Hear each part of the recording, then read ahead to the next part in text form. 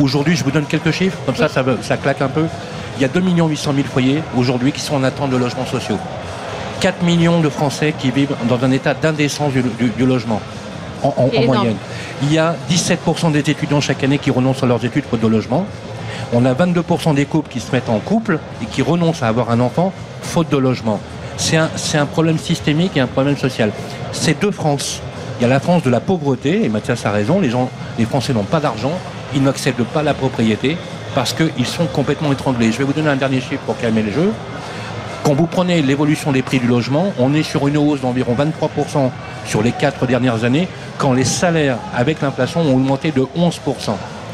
Bah, vous faites le cut, hein, tout simplement. Aujourd'hui, on a une décorrélation des prix de l'immobilier par rapport.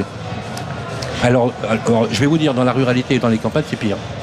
Mathias, est-ce qu'on a des questions sur les réseaux sociaux? Sur les réseaux, il y a un Mathieu, pas Mathias, un Mathieu qui dit sur la loi des squatteurs.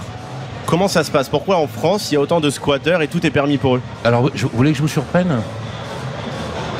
Je n'excuse pas le squat, hein, mais moi je peux comprendre le désespoir d'un père de famille qui a 2 gosses, qui est à la rue et qui dort dans des hôtels de fortune, dans des autres qu'on appelle les hôtels sociaux, qui coûtent un bras aux municipalités. Vous savez combien ça coûte une chambre d'hôtel à Paris en hébergement d'urgence? 3 750 € par mois. Oui, monsieur.